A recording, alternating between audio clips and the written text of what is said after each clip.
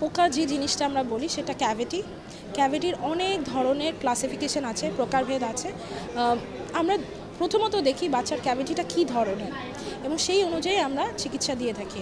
তো দেখা যাচ্ছে যে বাচ্চার দাঁতে খুব ছোট ছোট অনেকগুলো দাঁতে পোকা হচ্ছে বা ক্যাভিটি হচ্ছে, তখন আমরা সেটাকে চেষ্টা করি বাচ্চাকে রেস্টোরেশন বা ফিলিং করার জন্য, অথবা বাচ্চাকে ডায়েট কাউন্সেলিং দেই, ক্লিনিং দেই। এবং সবচেয়ে ইম্পর্ট্যান্ট হচ্ছে বাচ্চাদের দাঁতের কিছু ক্যাপ আছে। কিছু বাচ্চার খুব ঘন ঘন ক্যাভিটি হয়, কারণ সে মুখে খাবার জমে রাখে, অথবা তার ক্যালসিয়াম ফ্লোরাইড ডেফিসিয়েন্সি আছে, অথবা বাচ্চা অ্যানেমিক। এই ধরনের কেসগুলোতে দেখা যায় যে বাচ্চার কোনো না কোনোভাবে পরিষ্কার রাখার পরেও ক্যাভিটি হচ্ছে, আর পরিষ্কার না রাখলে তো ক্যাভিটি হচ্ছে, খাবার জমে থাকছে। তো সেই কেসগুলোতে আমরা ক্যাপ সাজেস্ট করি ফিলিং বা রেস্টোরেশন ছাড়াও। কারণ হচ্ছে একটা বাচ্চার যদি একই দাঁতে মাল্টিপল ক্যারিজ হয়, তখন সেই বাচ্চার জন্য বারবার ফিলিং করাটা যুক্তিযুক্ত হয় না।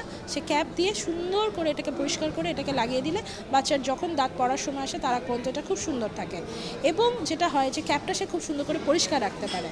সো বাচ্চা যাতে খাবার জমিয়ে না রাখে, খাবার একপাশে নিয়ে রেখে না দেয়, প্রপারলি ব্রাশ করে, কুলি করে এবং ফ্লস করে, এইটা বাবা মাকে সবসময় এনকারেজ করতে হবে।